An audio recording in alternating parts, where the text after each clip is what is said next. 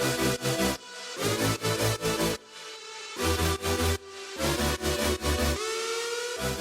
what's up? This is Dr. Lee, and today we're going to talk about how your beliefs drive the outcomes in your life.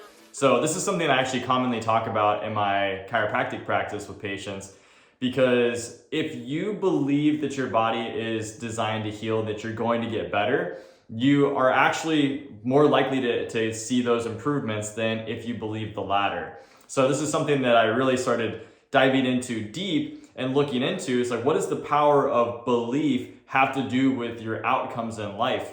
And it turns out it has a lot to do with your outcomes. So what's between your ears really impacts what you experience in life. And I feel like there's a strong energetic component to this that's a little bit more esoteric, but there's also more of a concrete way of looking at this. And I'll dive into that first. And so when we're looking at beliefs driving outcomes, if you look at an example that I see fairly often, and you think about an older person, maybe it's a grandma or a grandpa or a loved one in your life or someone that you've experienced who says, oh, life is just, is going to be what it is, and my health is going to be what it is. So my grandpappy and grandparents, they had this problem, and so I'm going to wind up having the same thing. There's nothing I can do about it, so I'm not going to do anything about it. I'm just going to accept it and live my life the way that I want to live it. And usually they're justifying poor health outcomes with also poor health choices, assuming that they're not linked together. And so if you're going through life and you say, okay, well, diabetes just runs in the family, there's nothing I can do about it, well, then you're very likely going to follow the same patterns that your family that was diabetic had, and you're going to duplicate that same pattern and that same process, and then your body is going to be the outcome of that. So if you believe in your mind that you have diabetes and it's just a given and it's going to happen, then what you're going to do is you're not going to do anything to avoid that fate. You're not going to even try. You don't even think it's possible. So if you don't think something is possible, then you're not going to attempt to do it. If you do think something is possible, then you now have a chance to start going towards that. So if you believe that you're going to become a diabetic because everyone in your family was diabetic and you believe that it was passed on, and you don't believe that there's anything that you can do to change that based on diet, exercise, lifestyle choices, you just say, hey, this is what it is. That's very likely going to be the case for you, because your beliefs control your actions. And so your actions then come based upon the belief that you're going to get diabetes no matter what. So your actions then be, well, I'm going to eat and drink sodas. I'm going to eat fast food. I'm going to eat chips and a bunch of grains and all sorts of stuff. I'm not really going to stop and try to change any of that. I'm going to continue living with high stress levels. I'm not going to really pay attention to when I go to bed. I'm not going to, do things to be able to relax my mind. I'm not going to take care of my spine, which controls the nervous system that connects to all the different organ systems and cells in the body. I'm not going to think about any of that stuff because I can't do anything about it. So those actions then lead to outcomes. So the outcome that you choose, or that you get, is based on the actions that you're taking. And if you're not taking any beneficial actions to change your so-called fate, then you wind up with diabetes in this case. And then now you have it. What does that do to your belief? See, I knew I was going to get this. I knew I was going to wind up getting diabetes. And this is that vicious negative cycle. Now, outside of food, what is another way that this might show up? What other sort of cycle where your beliefs control your outcomes? Because this is literally prevalent in everything. This is ubiquitous across all situations in life. So if you assume that you are not going to get a good job, that you're just going to have to work and hate your job, well, guess what? That's your belief, that you're not going to be able to have a good job. You're not really going to be able to get a good income. You really can't control how that works. It's just, work's always going to suck.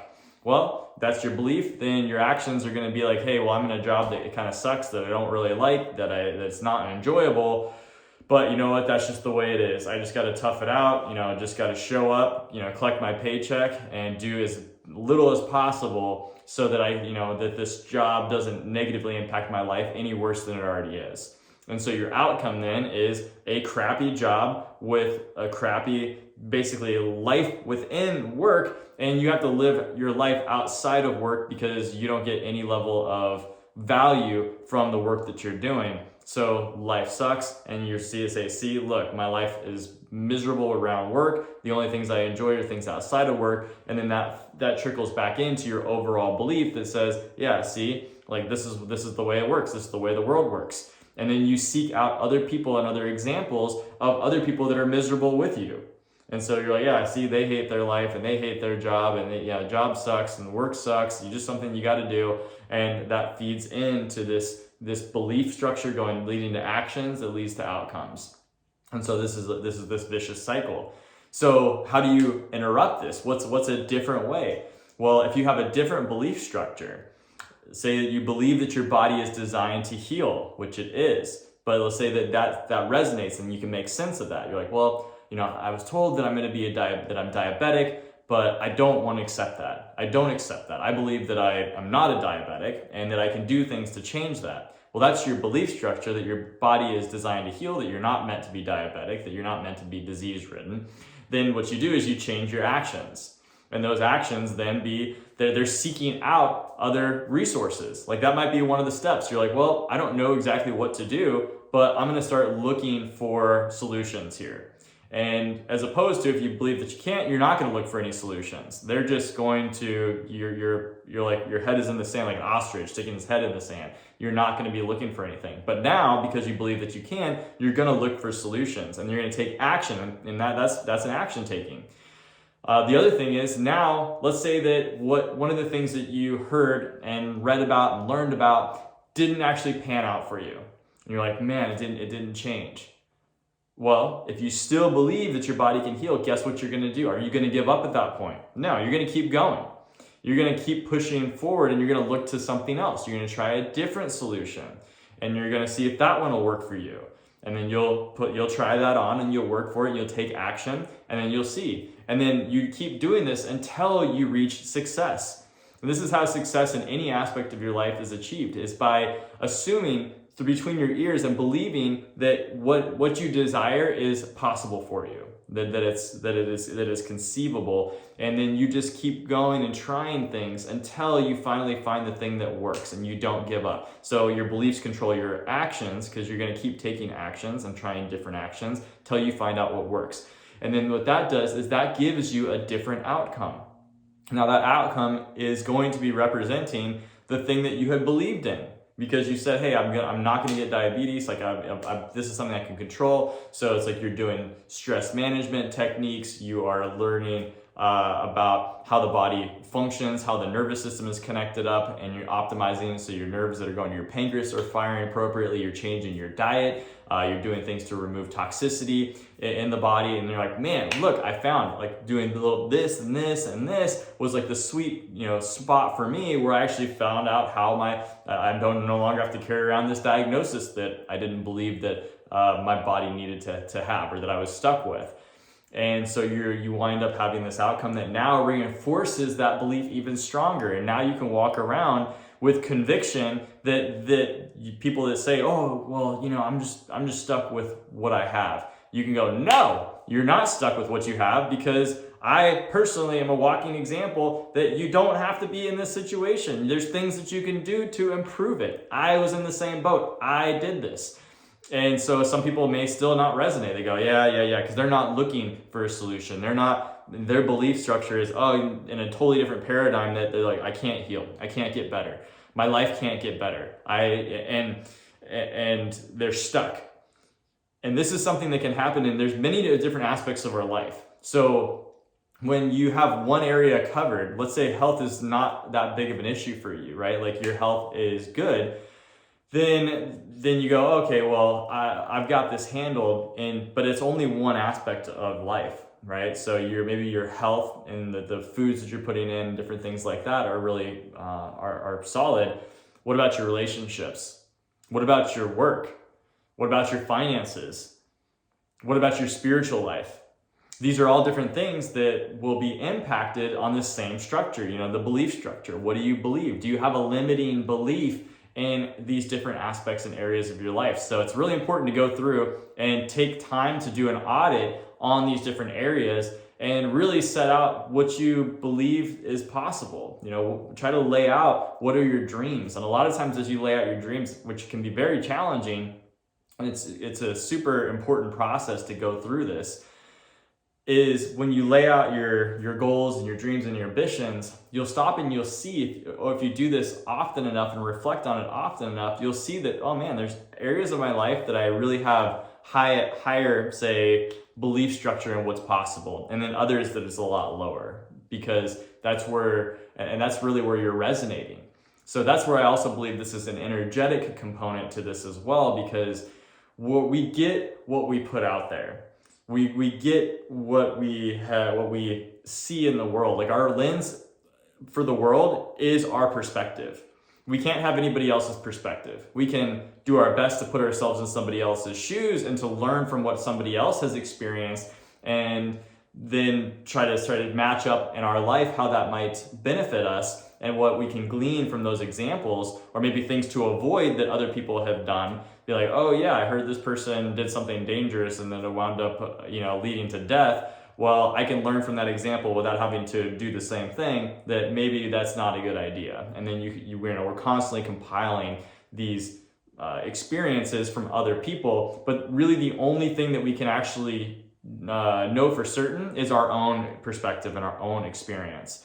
So at the end of the day, we're assuming that a lot of these other perspectives are correct until we actually experience it ourselves. So one of the most powerful things that we get to experience as human beings is that perspective from our own personal experience, because nothing can tell us otherwise from what we see.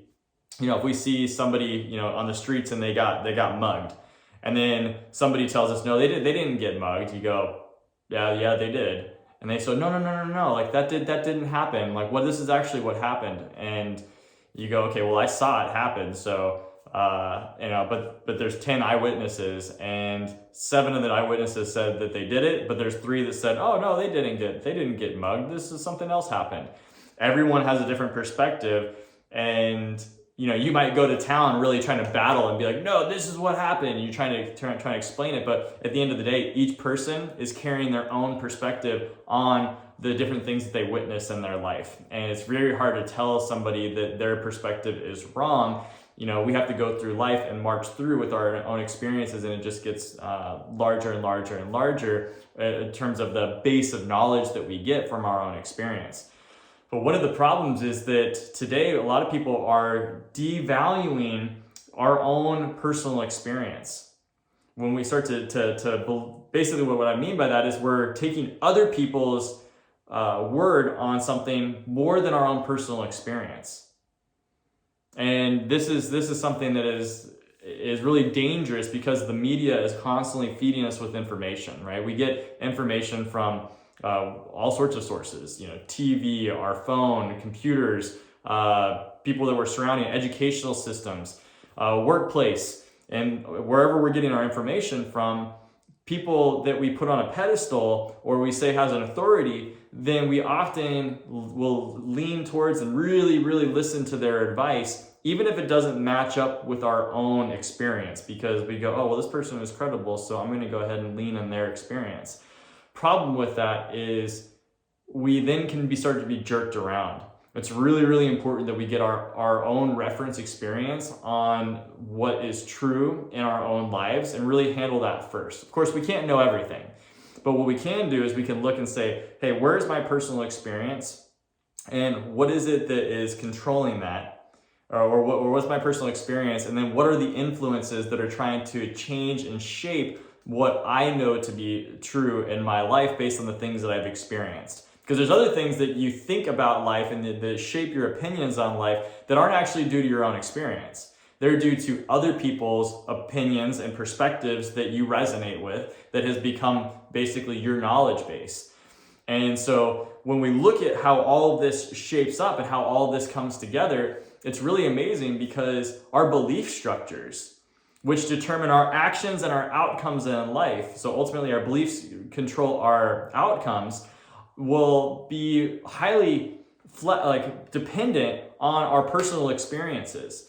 And so a lot of people will not do something or not experiment or not try something that might be valuable because they say, oh, this isn't going to work because so-and-so said it wasn't going to work. Or this isn't going to work because I heard that this isn't going to work from so-and-so and so.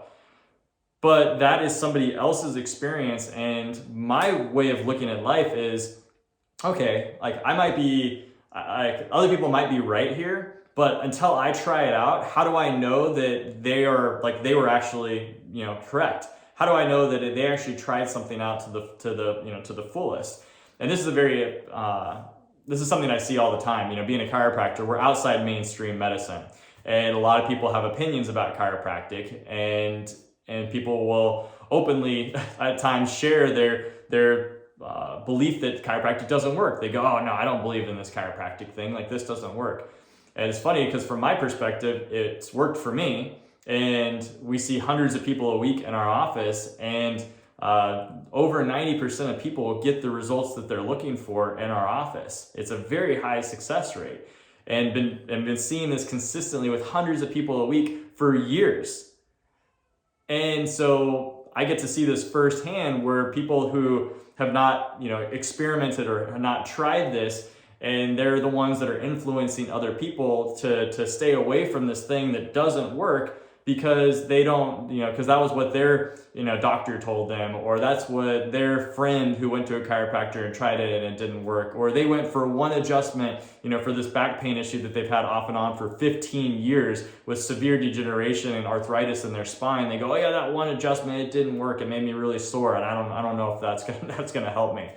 And it's like, okay. So from this lens, it's actually been very beneficial for me to see many other things in life. It's not all about chiropractic. I'm not trying to turn every single person into an advocate for chiropractic, although I think you should try it. What I am saying is that this lens that you're looking through life with is going to be the most accurate when you give something your full on best attempt, best shot at it. And then you learn from those experiences. And then you look at other people's experiences as a tool and a reference point for what you want to try next. So maybe you want to try to lose weight, and you're like, okay, I'm going to give it my best shot, and I'm following this particular approach. And you see man, it doesn't give me as good of gains, but I noticed this other person who got really good gains. But I didn't. So what's going on? Maybe I didn't do this the right way. And that's another thing you can learn. Be like, maybe I didn't go all in like I thought I did. What did this person do? And then you learn from what they did, and you go, oh, okay, so they actually weren't eating for the first, they ate the same amount of calories I did and the same food choices, but they were doing intermittent fasting. And so they actually didn't eat as much food in the beginning period of the day, and they did it later. And maybe I can try that and see if that will give me better results. And then you try it on, and then you go, oh my gosh, look, this actually worked for me. So your own experience of trying something may not always pan out, but that's when you can learn from other people who are also experiencing better results doing that thing, and you can learn from them. And then you also have the ability to completely jump ship and try an entirely different style of, say, diet on, if you want to do that. If you want to try to lose weight, for instance, or maybe or maybe add in other variations. So there's literally the possibilities are endless here, but it's really important to understand that our beliefs are what are controlling our actions. And so it's the most important thing to start from that really tips everything is having some core fundamental beliefs that are beneficial for you in your life. And that's where I feel like this becomes more of a spiritual essence to it as well, or a vibrational essence that's very positive, is because you are looking at things in a terms of abundance. You're not looking at things in terms of limitation or lack or scarcity. Because when you view life as abundant, you view life as limitless, you view life as being full of possibilities, that's when then your actions are shaped that way. So a kid comes into the world and they're really excited about life because they see all these possibilities. Like, oh, I want to be a firefighter. Oh my gosh, I want to be an actress. I want to be a princess. I want to be a cowboy. Whatever the kid wants, they don't see limitations. They see possibilities. Like, I could do that. That sounds so much fun. I can do all these things. And because of that, there's a lightness, them learning tasks. I mean, kids will tell you all sorts of things. This little kid told me every dinosaur name out there. I couldn't believe it. And he knew like when they were born, which period. They're like, oh, it was the Cretaceous period. And the Velociraptor was, subpar to, and he just goes off telling me about all these dinosaurs, and I was just completely blown away. I was a big Star Wars fan when I was a kid. I remember I could basically tell you all sorts of Star Wars lore that was well outside of the movies on what happened because I was really passionate about it. I was really excited at that time in that stage of my life about Star Wars. And so I learned so much about it. So you will turn on your ability to learn new information, and it just becomes easy. It pours into you when you set your belief structure straight and you align with the things that you're interested in. And that belief is something that is expansive versus limiting. So I really, really encourage you to open up your mindset and your belief structure in a way that serves you. Like, allow your mind to serve you. Because why would you close it off? Why would you close it off? I mean, the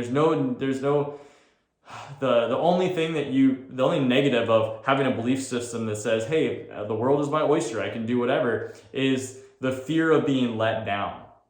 So don't worry about that. They're like, what's the worst? Oh, so you get let down that you didn't get to achieve this in a certain period of time. You wanted to be an astronaut and you wound up being someone who studies planets and stuff like that, and that's your life shapes up and you never actually get to be an astronaut. Was that really the worst scenario? Do you say, oh, this whole thing of my beliefs don't matter? Bah, that's ridiculous. Or do you just take it in stride and be like, well, this led me to this, and this led me to meet these people and to do this, and then these opportunities opened up.